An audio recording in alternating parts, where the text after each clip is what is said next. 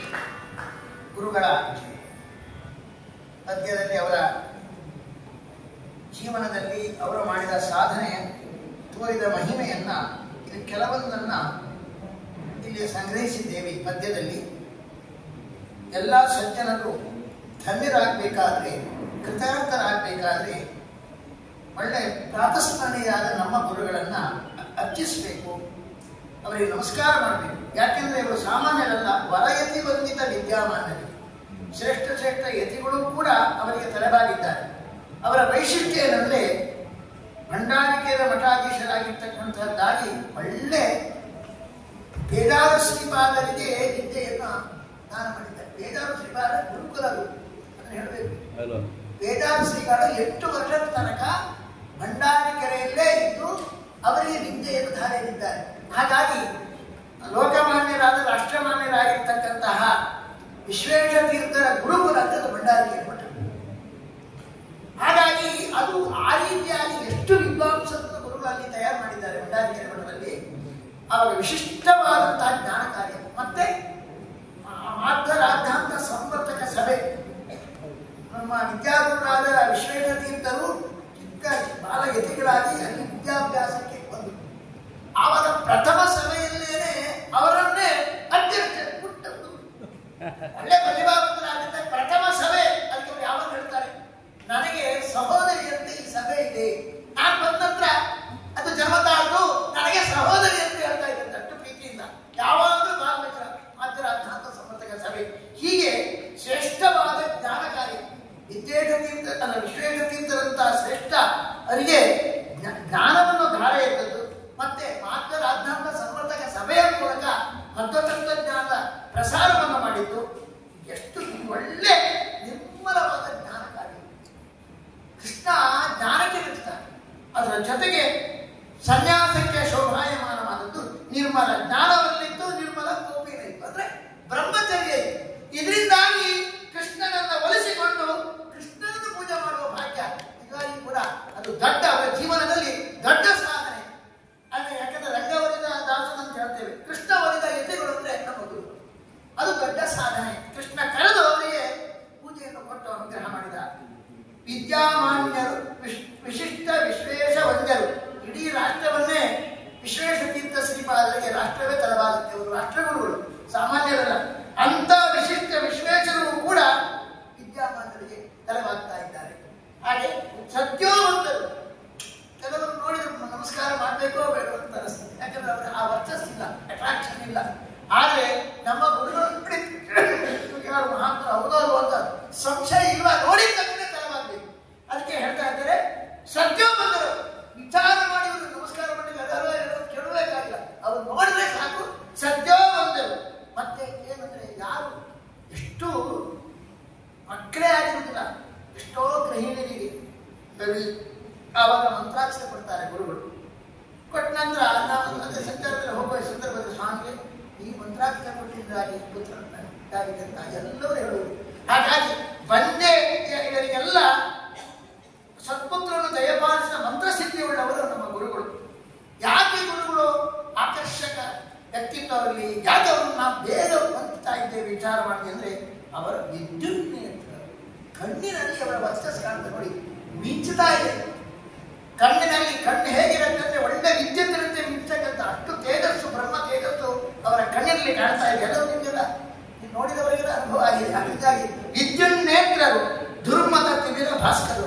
ಅಡ್ಡದಾರಿ ಇಡಿಸ್ತಕ್ಕಂತಹ ಏನೇನು ದುರ್ಮತಗಳಿದೆ ಆ ಕತ್ತಲೆಯನ್ನು ಓಡಿಸಿದಂತಹ ಸೂರ್ಯರವರು, ಚೋದ್ಯೋತ್ತರ ನಿಪುಣರು, ಮುಗ್ಧ ಮನಸ್ಸುಗಳು. ನೋಡಿ ಎಷ್ಟೋ ಕಡೆಯಲ್ಲಿ ಏನ್ ಮಾಡಿದ್ದಾರೆ ಅಂದ್ರೆ ಈ ವಿಷ್ಣು ಸಹಸ್ರನಾಮಕ್ಕೆ ಅವರು ಒಂದು ವಿವರಣೆ ಕೊಟ್ಟಿದ್ದಾರೆ ಗುರುಗಳು. ಅದು ವಿಷ್ಣು ಸಹಸ್ರನಾಮಕ್ಕೆ ಪ್ರತಿಯೊಂದಕ್ಕೂ ಕೂಡ ಪ್ರಶ್ನೆ ಮಾಡಿಕೊಂಡು ಅದಕ್ಕೆ ಉತ್ತರ, ಒಂದೊಂದು ನಾಮದ ಬಗ್ಗೆ ಪ್ರಶ್ನೆ ಮಾಡಿಕೊಳ್ಳೋದು, ಅದಕ್ಕೆ ಉತ್ತರ ಹೇಳೋದು, ತಾವೇ ಪ್ರಶ್ನೆ ಮಾಡಿಕೊಳ್ಳೋದು, ತಾವೇ ಉತ್ತರ ಹೇಳೋದು. ಇದರಲ್ಲಿ ಬಹಳ ದಕ್ಷಕರ ಪುಸ್ತಕ, ಅದಕ್ಕೆ ವಿದ್ಯಾಮಾನ್ಯ ಎಂಬ ಹೆಸರಿಂದ ಆ ಪುಸ್ತಕ ಬರೀತಾರೆ. ವಿಷ್ಣು ಸಹಸ್ರನಾಮಕ್ಕೆ ಸಂಬಂಧಪಟ್ಟ ಕೃತಿ ಮಾಡಿದ್ದಾರೆ. ಮುಗ್ಧ ಮನಸ್ಸುಗಳು. ಮನಸ್ಸುಗಳು ಅಂದ್ರೆ ಒಳ್ಳೆ ಜ್ಞಾನವನ್ನು ತುಂಬಿಕೊಂಡಂತ ದೃಢವಾದ ಮನಸ್ಸು ಅಂತ. ಆದ್ರೆ ಹಸುಗೂಸಿನಂತೆ ಮನಸ್ಸು, ಹಸುಗೂಸಿನ ಮನಸ್ಸೇವ ಹಾಗೆ ಅಂದ್ರೆ ಅದರಲ್ಲಿ ವಕ್ರತೆ, ಒಳಗೊಂದು ಹೊರಗೊಂದು ಇಲ್ಲವೇ ಇಲ್ಲ. ಅದಕ್ಕೆ ನಮ್ಮ ಗುರುಗಳು ವಿಶ್ವೇಶ ತೀರ್ಥರು ಯಾವಾಗ ಹೇಳ್ತಾ ಇದ್ದಾರೆ, ಪಾಂಡಿತ್ಯಂ ನಿರ್ವಿದ್ಯ ಬಾಲ್ಯೇನ ತಿಷ್ಠಾಸಿ ಅಂತ. ಅದಕ್ಕೆ ಅರ್ಥ ಏನು, ಶಾಸ್ತ್ರದಿಂದ ಒಂದು ಜ್ಞಾನ ಸಂಪಾದನೆ ಮಾಡಿದ ನಂತರ ಬಾಲ್ಯೇನ ತಿಷ್ಠಾಸಿ ಅಂದ್ರೆ ಬಾಲ್ಯ ಅಂದ್ರೆ ಬಲ, ಯುಕ್ತಿಯಿಂದ ವಿಚಾರ ಮಾಡಬೇಕು. ಇದು ಸರಿ ಉಂಟೋ ಇರುವಂತ ಶಾಸ್ತ್ರ ಹೇಳಿದ್ದು ಅಲ್ಲಿ ಇದನ್ನು ಈ ರೀತಿಯಾಗಿರೋದು ಬರುತ್ತಲ್ಲ, ಹೀಗಿರೋದು ಬರುತ್ತಲ್ಲ ಅಂತ ಶಾಸ್ತ್ರವನ್ನು ಜ್ಞಾನವನ್ನು ಸಂಪಾದನೆ ಮಾಡಿದಾಗ ಇದು ಹೀಗೆ ಹೀಗಲ್ಲ ಅಂತ ಯುಕ್ತಿಯಿಂದ ಮನನ ಮಾಡ್ತಾ ಕೂತ್ಕೊಳ್ಬೇಕು, ವಿಚಾರ ಮಾಡಬೇಕು, ದೃಢಪಡಿಸಿಕೊಳ್ಬೇಕು ಅಂತ ಅರ್ಥ. ಅಮ್ಮ ವಿದ್ಯಾಗುರುಗಳಾದ ವಿಶ್ವೇಶ ತೀರ್ಥ ನಮ್ಮ ಗುರುಗಳ ಬಗ್ಗೆ ವಿದ್ಯಾ ಬಾಲ್ಯನ ಪಿಟ್ಟ ಅಂತ ಹೇಳ್ತೀವಿ. ಇನ್ನೊಂದು ಅರ್ಥ ನಮ್ಮ ಗುರುಗಳನ್ನು ನೋಡಿದಾಗ ಅವ್ರು ಹೇಳ್ತಾ ಇದ್ರು, ಅವ್ರು ಒಳ್ಳೆ ಶಾಸ್ತ್ರದ ಜ್ಞಾನ ಇದೆ, ಪಾಂಡಿತ್ಯ ಶಾಸ್ತ್ರದ ಜ್ಞಾನ ಇದನ್ನು ಹೊಂದಿದ ನಂತರ ಏನಾಗಿರ್ಬೇಕಂದ್ರೆ ಬಾಲ್ಯನ ಪಿಟ್ಟ ಹಸುಗೂಸಿರಂತೆ ಇರಬೇಕು. ಹಸುಗೂಸಿ ಅಹಂಕಾರಕ್ಕೆ ಏನಿಲ್ಲ, ಹಸುಗೂಸಿರಂತ ಮನಸ್ಸು. ಗುರುಗಳು ಗೊತ್ತ ನಮಗೆ ವಿದ್ಯೆ ಕೊಟ್ಟಂತ ವಿಶ್ವೇಶ್ವರ ಯಾವಾಗಲೂ ಹೇಳ್ತಾ ಇದ್ರು ನಮ್ಮ ಗುರುಗಳ ಬಗ್ಗೆ. ಅಂತವರು ದೊಡ್ಡ ಸಾಧನೆ ಮಾಡಿದ ಪರ್ಯಾಯ ಎರಡು ಮಾಡಿದ್ರು ಗುರುಗಳು. ಎರಡು ಪರ್ಯಾಯದಲ್ಲಿ, ಒಂದು ಪರ್ಯಾಯದಲ್ಲಿ ತೊಟ್ಟಿಲು, ಚಿನ್ನದ ತೊಟ್ಟಿಲು, ಮತ್ತೆ ಬಂಗಾರ ರಥ ಮೊದಲನೇ ಪರ್ಯಾಯ. ಎರಡನೇ ಪರ್ಯಾಯದಲ್ಲಿ ಏನು ಮಾಡಿದ್ರು ಬಂಗಾರ ರಥ. ಮತ್ತೆ ಅದು ಸ್ವಲ್ಪ ಎಲ್ಲ ಉಳಿದು ಸ್ವಲ್ಪ ತಕ್ಷಣದ ವಜ್ರ ಮಾಡಬೇಕು ಅಂತ ಕಡೆಗೆ ಅದನ್ನು ಶುರು ಮಾಡಿದರು. ವಜ್ರ ಕಿರೀಟವನ್ನು ಆದ ನಂತರ 16 ಶ್ರಾವಣ ಪರ್ಯಾಯದಲ್ಲಿ ಅರ್ಪಣೆ ಮಾಡಿದರು. ಹೀಗೆ ಬಂಗಾರ ರಥ ಮತ್ತು ವಜ್ರ ಮುಕುಟವನ್ನ ವಿಶೇಷವಾಗಿ ಅರ್ಪಿಸಿ ಭೀಮಾರ್ಜಿತ ಭೀಮಸೇನನ್ನೇ ಮಧ್ಯರಾಗಿ ಅವತಾರ ಮಾಡಿದ್ದಲ್ಲಾಗಿ ಭೀಮರೂಪವಾದ ಮಧ್ವರಿಂದ ಚೆನ್ನಾಗಿ ಪೂಜೆ ಮಾಡಿದ ಭಾಗ್ಯವಂತರು ಎರಡು ಪೂಜೆ ಮಾಡಿದ್ದಾರೆ. ಎರಡು ಪರ್ಯಾಯ ಪೂಜೆ ಮಾಡಿದ್ದಾರೆ. ಮತ್ತೆ ಕರ್ಮಂದಿಗಣಕ್ಕೆ ಸುವರ್ಣ ಮಾರ್ಗ ತೋರುವುದು. ಕರ್ಮಂದಿಗಳು ಯಾರು? ಸನ್ಯಾಸಿಗಳು. ವಿಶ್ವೇಶ್ವರನ್ನು ಆರಂಭಿಸಿ ಎಷ್ಟು ಯತಿ ವೃಂದಕ್ಕೆ ಸುವರ್ಣ ಮಾರ್ಗ, ವಿದ್ಯಾ ಮಾರ್ಗ, ಅಕ್ಷರ ಮಾರ್ಗ, ವಿದ್ಯಾ ಮಾರ್ಗವನ್ನು, ಶಾಸ್ತ್ರ ಮಾರ್ಗವನ್ನು ತೋರಿದ ಮಹಾನುಭಾವರು ಎಲ್ಲ ಹಂಸಕೂಟ ಮಹಾಚಾರ್ಯ. ದೊಡ್ಡ ದೊಡ್ಡ ಸನ್ಯಾಸಿಗಳಿಗೆ ಯತಿಗಳಿಗೆಲ್ಲ ಪಾಠ ಹೇಳಿದ ಗುರುಗಳು ಅಂತ ಅಭಿಪ್ರಾಯ. ಕರ್ಮಂದಿ ಧರ್ಮಭೂಷಣ ನರ್ಮ ವಿಶಾಲರು. ಕರ್ಮಂದಿ ಧರ್ಮಭೂಷಣ ಸನ್ಯಾಸಿಗಳು ಯೋಗ್ಯವಾದ ಬ್ರಹ್ಮಚರ್ಯ, ತಪಸ್ಸು, ವಿದ್ಯಾನಿತ್ಯ, ವೈರಾಗ್ಯ ಇದರಿಂದ ಅವರು ಅಲಂಕೃತರಾಗಿದ್ದಾರೆ. ಅಷ್ಟೇ ಅಲ್ಲದೆ ಧರ್ಮ ವಿಶಾಲ ತುಂಬಾ ಚೆನ್ನಾಗಿ ಏನ್ ಮಾಡ್ತಾ ಇದ್ರು, ತಮಾಷೆ ಧರ್ಮ ಅಂದ್ರೆ ಪರಿಹಾಸ ಮಾಡ್ತಾ ಇದ್ರು. ಪರಿಹಾಸದಲ್ಲಿ ಬಹಳ ನಿಪುಣರು ಅಂತ. ಯಾಕೆಂದ್ರೆ ಅದು ಸುಮ್ಮನೆ ತಮಾಷೆಗೋಸ್ಕರ ಹೇಳಿದ್ರು. ಭೀಮಸೇನಿಗೆ ಎಷ್ಟು ಮೀಸೆ ಗೊತ್ತುಂಟಾ? ಭೀಮಸೇನಿಗೆ ಎಷ್ಟು ಮೀಸೆ ಗೊತ್ತುಂಟಾ? ಯಾರಿಗೆ ಗೊತ್ತುಂಟು ಹೇಳಿ? ಒಂದೇ ಒಂದಾರು ಮೀಸೆ, ಒಂದೇ ಒಂದಾರು ಮೀಸೆ. ತುಂಬ ತಮಾಷೆಗೋಸ್ಕರ 1+6 ಎಷ್ಟು? 7 ಮೀಸೆ ಭೀಮಸೇನಿಗೆ. ಆ ಪರಿಸ್ಥಿತಿಯನ್ನು ಹಿಡ್ಕೊಂಡ್ಬಿಟ್ಟು ಅಂದ್ರೆ ಒಂದೇ ಒಂದಾರು ಮೀಸೆ ಅಂದ್ರೆ ಭೀಮಸೇನೆ 1+6 7 ಮೀಸೆ. ಸುಮ್ಮನೆ ತಮಾಷೆ ಮಾಡ್ತಾರೆ. ಹೀಗೆ ಕೆಲವೆಲ್ಲ ಅವರ ತಮಾಷೆ ಬಹಳ ರೋಚಕವಾಗಿತ್ತು. ಅಷ್ಟಗ್ರಹ ಯೋಗದ ಕಷ್ಟವರು ನಷ್ಟ ಮಾಡಿದರು. ಯಾಕಂದ್ರೆ ಇವರು ರಾಜೇಂದ್ರ ಪ್ರಸಾದ್ ಅವರು ಅವಾಗ ರಾಷ್ಟ್ರಾಧ್ಯಕ್ಷರಾಗಿದ್ದರು. ಆವಾಗ ಇವರು ದಾತಾರ್ ಅಂತ ಅವರು ಗೃಹ ಮಂತ್ರಿಗಳಾಗಿದ್ದರು. ಆವಾಗ ಏನಾಗಿದೆ ಅಂದ್ರೆ ಅಷ್ಟಗ್ರಹ ಯೋಗ ರಾಷ್ಟ್ರಕ್ಕೆ ಬಹಳ ಕನಿಷ್ಠ. ಆಗ ಅಷ್ಟಯೋಗದ ಶಾಂತಿಗಾಗಿ ಯಾರು ಮಾಡಬೇಕು? ದಾತಾರ್ ಬಂದು ಮಾಡಿದ್ರೆ ಗುರುಗಳನ್ನೇ ಅವರ ನೇತೃತ್ವದಲ್ಲಿ ನಡೆಯಬೇಕು ಅಂತ ನಡೀತು ಅಷ್ಟಗ್ರಹ ಯೋಗ. ಅದು ಬಹಳ ಚೆನ್ನಾಗಿ ನಡೀತು. ಚಿಕ್ಕಪುಟ್ಟ ಮೂಡಗಳೆಲ್ಲ ಬಹಳ ಎಲ್ಲ ಆತಂಕ ಇತ್ತು. ಮಳೆ ಬರೋದಿಲ್ಲ ಅಂತ ಗುರುಗಳು ಹೇಳಿದರು. ಮಳೆ ಬರಲೇ ಇಲ್ಲ. ಮೋಡ ಬಹಳ ಕೆಟ್ಟ ವಾತಾವರಣ ಇದ್ದರು. ಏನು ಮಳೆ ಬರ್ತದೆ. ಚೆನ್ನಾಗಿ ಅಷ್ಟಗ್ರಹ ಯೋಗ ಅವರ ನೇತೃತ್ವ ನಡೀತು ಯಜ್ಞ. ಆವಾಗ ಅದು ದೇಶಕ್ಕೆ ಬಂದಿದ್ದ ಕಷ್ಟವನ್ನೆಲ್ಲ ದೂರ ಮಾಡಿದ್ದಾರೆ ಗುರುಗಳು. ಕುಷ್ಠಹರ ಮೃತ್ತಿಗೆ ನೀಡಿ ಜನಕರಾದರು. ಒಂದ್ಸರ್ತಿ ಗುರುಗಳು ಚಾತುರ್ಮಾಸ್ಯ ಮಾಡಿದ್ರು ಕಲ್ಕತ್ತಾದಲ್ಲಿ. ಕಲ್ಕತ್ತೆ ಯಾವುದೋ ಕಾಶಿಗೆ ಎತ್ತು ಹೋಗ್ಬೇಕಾಗಿದೆ. ಮಧ್ಯ ಭಾಗದಲ್ಲಿ ಏನಾಯಿತು ಕಡೆ ತಂಗಿದ್ದಾರೆ. ಆಗ ಒಬ್ಬಳು ಚಿಕ್ಕವಳ್ಳೆ ಕುಷ್ಠರೋಗ, ಕುಷ್ಠರೋಗ ಬಹಳ ದುಃಖದಿಂದ ಬಂದು ಎಲ್ಲ ಮೀತರ ಅನುಗ್ರಹ ಮಾಡಿ ಅಂತ ದುಃಖದಿಂದ ಅರ್ಥ ಕೇಳಿಕೊಂಡರು. ಆಗ ಗುರುಗಳ ಹತ್ರ ಏನಿತ್ತು ಅಂದ್ರೆ ರಾಘವೇಂದ್ರ ಸ್ವಾಮಿಗಳ ಒಂದು ಭಾವಚಿತ್ರ ಇತ್ತು. ರಾಘವೇಂದ್ರ ಸ್ವಾಮಿಗಳ ವೃತ್ತಿಗೆ ಹೇಳ್ತಾರೆ, ಇದನ್ನ ನೀವು ನಿತ್ಯ ಹಚ್ಕೋ. ಈ ಫೋಟೋ ಇದೆಯಲ್ಲ ಇದಕ್ಕೆ ಪ್ರದಕ್ಷಿಣೆ ಹಾಕು. ಅವಳು ಪಾಪ ಗುರುಗಳ ಮೇಲೆ ಭಕ್ತಿಯಿಂದ ಹಾಗೆ ಮಾಡಿದ್ರು. ಅವಳಿಗೆ ಪರಿಹಾರ. ಮತ್ತೆ ಕಾಶಿಯಿಂದ ವಾಪಸ್ ಅಲ್ಲಿಗೆ ತಂದಿದ್ರು. ಆಗ ಸಿಕ್ಕಾಪಟ್ಟೆ ಕ್ಯೂ. ನಾನಾ ರೋಗದಿಂದ ಪೀಡಿತರಾದವರೆಲ್ಲ ನಿಂತಿದ್ದಾರೆ. ಇವಳು ಬಂದು ನಿಮ್ಮ ಅನುಗ್ರಹದಲ್ಲಿ ಎಲ್ಲ ಹೋಗಿದೆ ಅಂತ ಹೇಳ್ಕೊಂಡು ಯಾವುದೊಂದು ಚಿನ್ನದೇನೋ ಆಭರಣವನ್ನು ಅರ್ಪಿಸಿ ಕಣ್ಣೀರು ಸುರಿಸಿ ಆನಂದದಿಂದ ಯಾರು ನಮಗೆ ಇದೊಂದು ನಮಗೊಂದು ರೋಗ ಇದೊಂದು ರೋಗ ಎಲ್ಲ ಚಿನ್ನ ನಿಂತ್ಬಿಟ್ರಂತೆ. ಅಂದ್ರೆ ಏನಂತ ಅಂದ್ರೆ ತನ್ನ ತಪಸ್ಸಿನ ಬಲದಿಂದ ರಾಘವೇಂದ್ರ ಸ್ವಾಮಿಗಳ ದೃಷ್ಟಿಗೆ ಕೊಟ್ಟು ಆ ಕುಷ್ಠವನ್ನೆಲ್ಲ ಪರಿಹಾರ ಮಾಡಿದ ಅಲ್ಲಿಯ ಜನರಿಗೆಲ್ಲ ಪ್ರಿಯರಾದರು. ಅವರ ತಮ್ಮ ಸಮಸ್ಯೆ ನೋಡ್ಲಿಕ್ಕೆ ಟುಂಕಾತ್ಮಕವಾಗಿ ಬರ್ತಾ ಇದ್ರು ಅಂತ. ಅಂತಹ ಮಾನ್ಯರು ಕಷ್ಟಶಾಸ್ತ್ರವನ್ನು ನಷ್ಟ ಮಾಡಿ ಕೃಷ್ಣೇಷ್ಟರಾದರು. ಹಾದಿ ತಪ್ಪಿಸುವ ನಿಕೃಷ್ಟವಾದ ಅದವ ಶಾಸ್ತ್ರವನ್ನೆಲ್ಲ ಖಂಡಿಸಿ ಶ್ರೀಕೃಷ್ಣನಿಗೆ ಅತ್ಯಂತ ಪ್ರಿಯರಾದರು. ಅವರು ಗುರುಗಳು 2 ಪರ್ಯಾಯ ನೋಡಿ. 2 ಪರ್ಯಾಯ ಮಾಡಿದಾಗ ಹೊಸ ಒಂದು ಕ್ರಾಂತಿಯನ್ನು ಮಾಡಿದರು. ಹೊಸ ಉಪಕ್ರಮ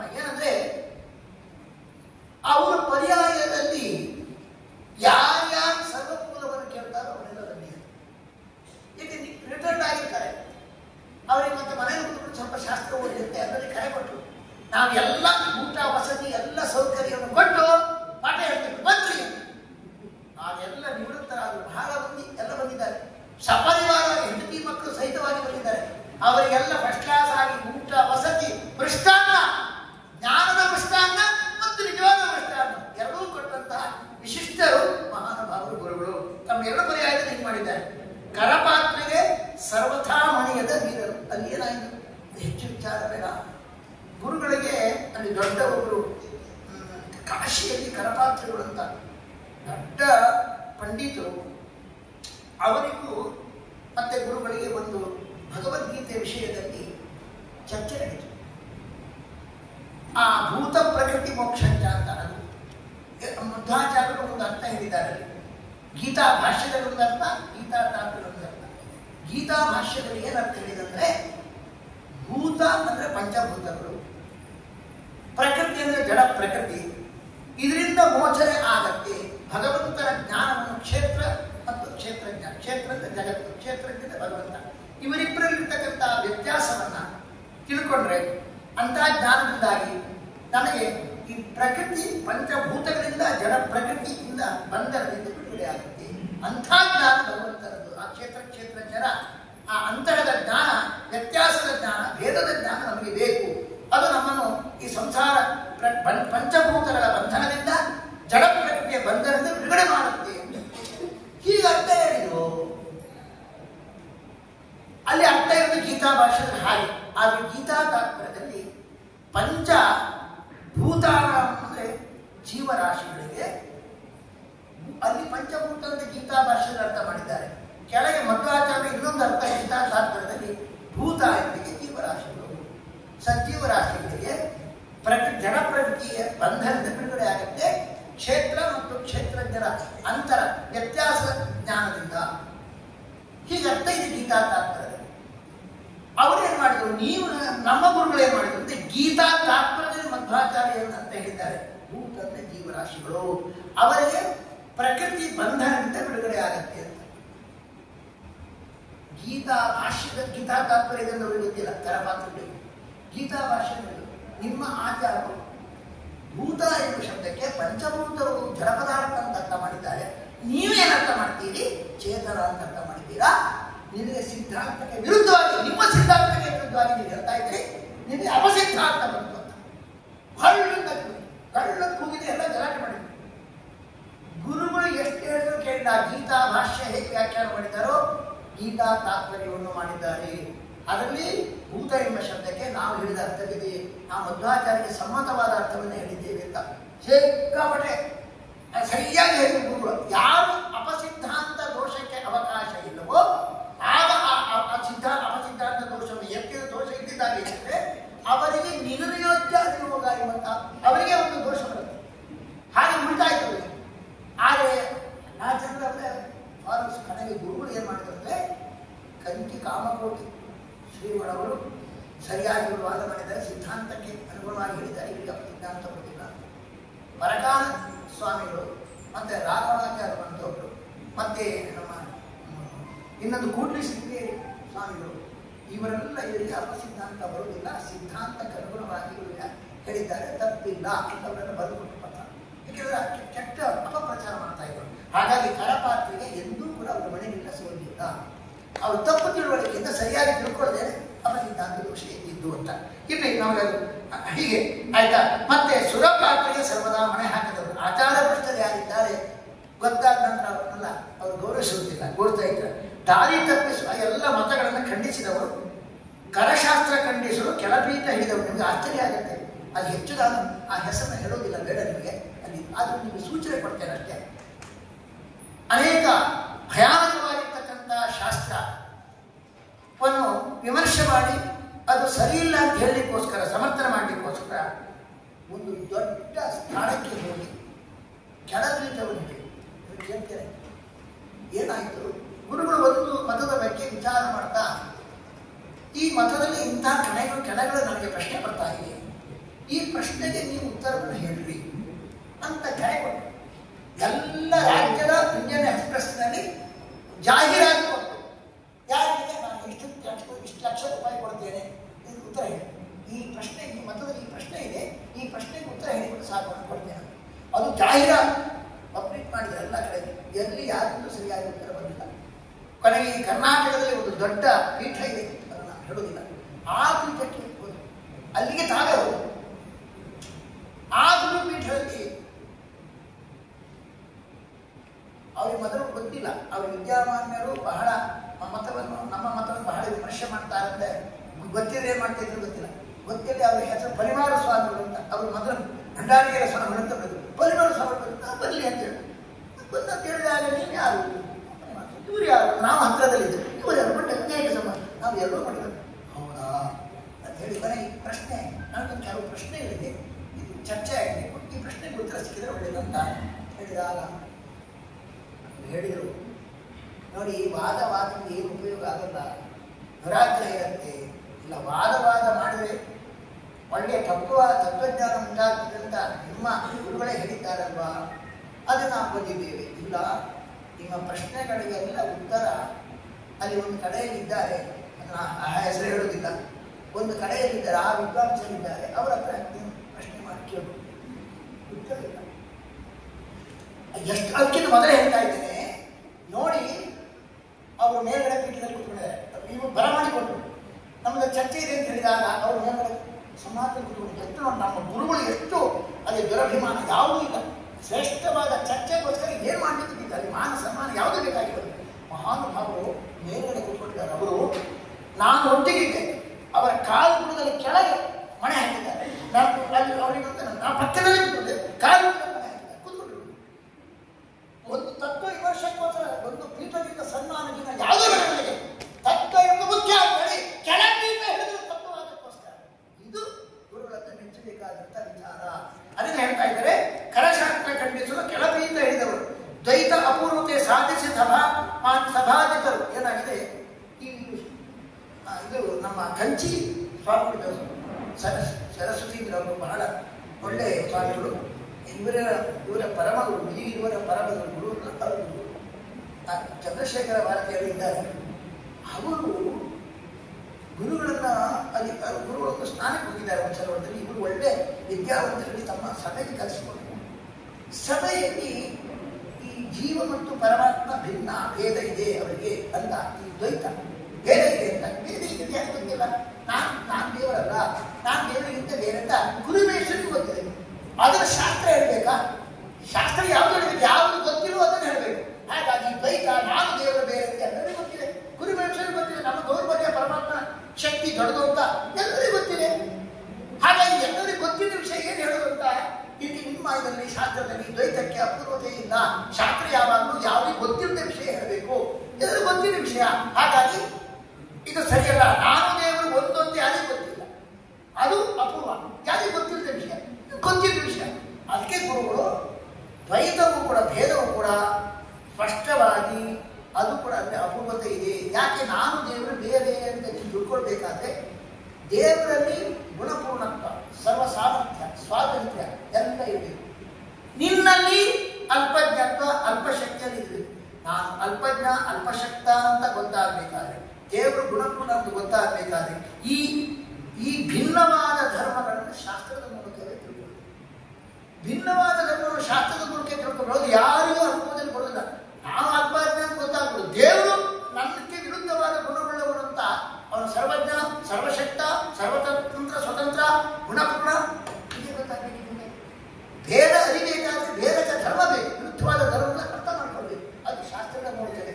ಹಾಗಾಗಿ ಶಾಸ್ತ್ರದಿಂದಲೇ ಭೇದದ ಖಾತ್ರಿ ಆಗುವುದೇ ವಿನಃ ಕೇವಲ ಅನುಭವದಿಂದ ಗೊತ್ತಾಗಲ್ಲ. ದೇವರ ಧರ್ಮ ನಮಗೆ ಗೊತ್ತಾಗಲ್ಲ, ಅದು ಶಾಸ್ತ್ರದ ಮೂಲಕ ಗೊತ್ತಾಗುವುದು. ಆ ಭೇದಕ ಧರ್ಮ ಗೊತ್ತಾದ್ರೆ ದೇವರು ನಾನು ಬೇರೆ ಅಂತ ಖಚಿತ ಆಗುತ್ತೆ. ಹಾಗಾಗಿ ಇದು ಕೂಡ ಅಪೂರ್ವವೇ ಅಂತ ಸಮರ್ಥನೆ ಮಾಡಿದಾಗ ಎಲ್ಲ ಬಹಳ ಪಂಡಿತ ಏನು ಪ್ರಶ್ನೆ ಅಂತ ಕೇಳಬೇಕು ಅಂತ ಎಲ್ಲ ಪ್ರಶ್ನೆಗೆ ಉತ್ತರ ಕೊಟ್ಟರು. ಆವಾಗ ಸಂತೋಷದಿಂದ ಕಂಚಿ ಪೀಠದ ಸ್ವಾಮಿಗಳು ಇವರಿಗಿಂತ ಪೂರ್ಣೆಗಳು ಬಹಳ ಹಿಂದಿನವರು, ಅವರ ಸಂತೋಷದಲ್ಲಿ ಸನ್ಮಾನ ಮಾಡಿದರು. ಹಾಗಾಗಿ ಅಲ್ಲಿ ಕಾಂಚೀಪೀಠದಲ್ಲಿ ವಿಶೇಷ ಅಪೂರ್ವತೆ ಸಾಧಿಸಿ ಸಭೆಯಲ್ಲಿ ಸನ್ಮಾನಿತರಾದರು.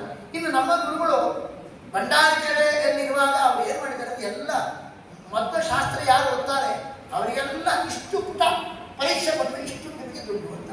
ಹಾಗೆ ಎಷ್ಟೋ ವಿದ್ಯಾರ್ಥಿಗಳು ಗ್ರಂಥ ಓದಿ ಮಧ್ವ ಸಿದ್ಧಾಂತದ ಗ್ರಂಥ ಓದಿ ಪರೀಕ್ಷೆ ಕೊಟ್ಟಾಗ ಅವರಿಗೆ ಸಂಭಾವನೆ ಬಹುಮಾನ ವಿತರಣೆ ಮಾಡಿದವರು ಗುರುಗಳು. ದ್ವೈತ ಶಾಸ್ತ್ರ ಓದುಗರಿಗೆ ಪಾಲಿತವರು, ದ್ವೈತಾಧಮಭೂಷಣರು. ಭಗವಂತನ ರೂಪಗಳಲ್ಲಿ ಭೇದ, ಬೇರೆ ಬೇರೆ ಭಗವಂತ ರೂಪ ತಿಳ್ಕೊಳ್ಬಾರ್ದು. ಶುಡಿಚೈವ ಶಪಾಕೇತ ಪಂಡಿತ ಸಮದರ್ಶನ. ಭಗವಂತನ ರೂಪಗಳು ಎಲ್ಲೆಲ್ಲಿ ಜೀವರಾಶಿಗಳಿದ್ದಾರೆ, ಚಂಡಾಲನಿರ್ಬೋದು, ಒಬ್ಬ ಬ್ರಾಹ್ಮಣನಿರ್ಬೋದು, ಇರುವೆಯಲ್ಲಿರ್ಬೋದು, ಆನೆಯಲ್ಲಿರ್ಬೋದು, ಆ ಭಗವದ್ ರೂಪದಲ್ಲಿ ಭೇದ ಇಲ್ಲ.